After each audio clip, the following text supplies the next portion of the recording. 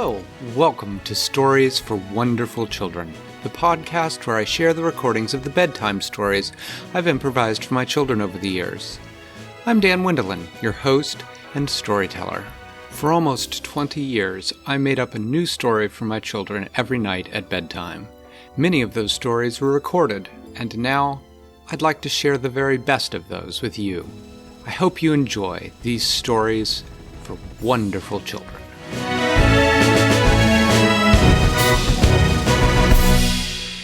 The balloon drifted south through much of the rest of the day. The roadrunner never moved from its perch, although it did curl up and sleep for a while. Tammy and her mother watched it intensely. After its strange behavior, they kept wondering what it would do next. It never seemed to do anything but stare steadily south, and so they flew on. Tammy read the portion of her book about roadrunners. She learned about what they ate, about how fast they could run, and she didn't find anything that would explain why one would jump into a hot air balloon. Towards mid-afternoon, her mommy pointed and said, "What's that?"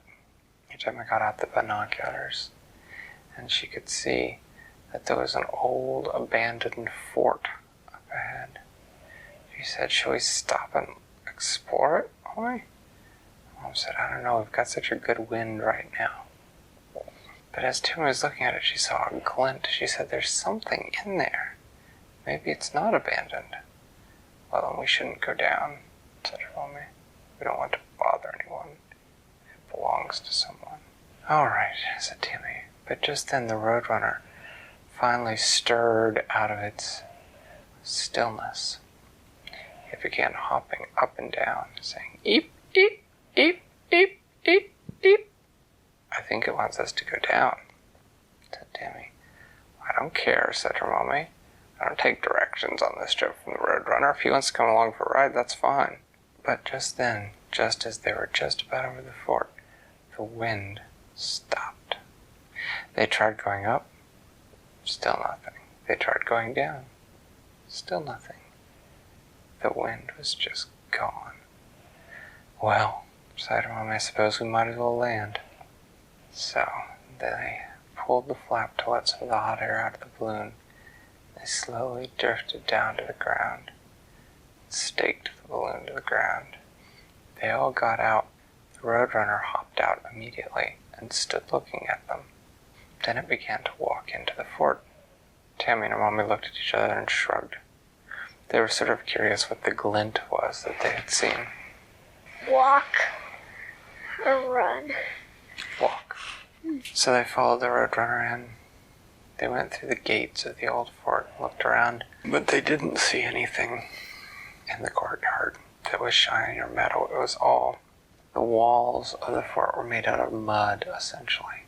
The buildings were made out of, and the inside were sort of mud and wood together, sort of an adobe kind of thing.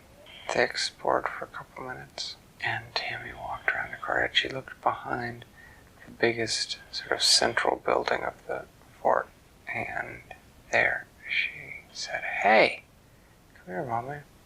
The mommy came around and she saw that there were several soda cans, and that must have been what was reflecting in the light.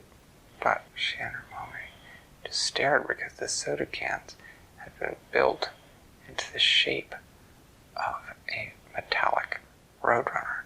"Well," said her mommy, "that's not something I've ever seen before." The roadrunner came around the corner and it seemed very excited. "Beep, beep, beep, beep, beep, beep, beep, beep," it said. "Maybe it thinks it's a long-lost relative," said Tammy. "You think we should take it with us?" "I don't know, let's finish exploring first," said her mommy. They went to the rest of the buildings in the fort, but they didn't find anyone. And they still had no other clues as to where the soda can roadrunner had come from. The roadrunner did not follow them as they explored the rest of the fort. It just stood there looking at the metal roadrunner, continuing to go eep, beep, beep, beep. They tried to walk back to the balloon, but the roadrunner ran over and ran back and forth in front of them, flapping its wings, sounding eep, eep, eep. If I didn't know better, said Tammy's mommy, I'd think it sounded angry. I think it wants us to take the sculpture with us. Well, I guess it's not very heavy, said Mommy. So they went back, they lifted it. The roadrunner immediately stopped eeping and ran and hopped back into the hot air balloon's basket. All right, well, let's go. They took the roadrunner sculpture. When they got there, they put it at the end of the basket where the roadrunner had been standing, so that it was sort of at the front, sort of like a masthead on a ship, said Tammy. They tied it on and got into the balloon and took off again. As soon as they were in the air, a strong wind sprang up again, blowing them to the south, and they made good time for the rest of that evening until the sun set, and they landed for dinner and a good night's sleep. They were lucky that as they came down, they saw a couple of rabbits, and so they had rabbit stew for dinner, which was quite good, along with some dried vegetables that they had brought. Well, that was good, she said, after their tummies were full. Even the roadrunner had eaten some of the stew. Yeah, said Tammy's mommy, but I'm looking forward to once we get a little further south and there are more fruit trees. Hoping we come across some mango trees. Eep, said the roadrunner.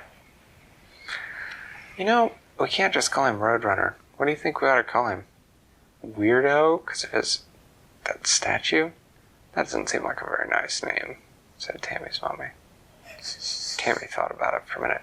Now, if you were Tammy, what would you name the Roadrunner? I'm thinking, was it a boy or a girl? I didn't know how to tell. Actually, you know what? Tammy did know how to tell, because she'd read that book about roadrunners. So she checked, and she said she thought it was a male. Okay. I was thinking about something like Lorenzo. Lorenzo the Roadrunner. Great name. Tammy's mommy thought so too. And so they made it official. The bird said eep for its part. And then they all bedded down to get a good night's sleep. Thanks for listening to Stories for Wonderful Children. I created today's story, but heckling and clever commentary were supplied by my children. The theme music was created by Brandon Thompson, and the logo was designed by Silas Wendelin. If you know someone who might enjoy the stories, please tell them about the show. Our website is storiesforwonderfulchildren.com, and preview snippets are posted to most social media. I'm Dan Wendelin, reminding you to tell someone you love a story.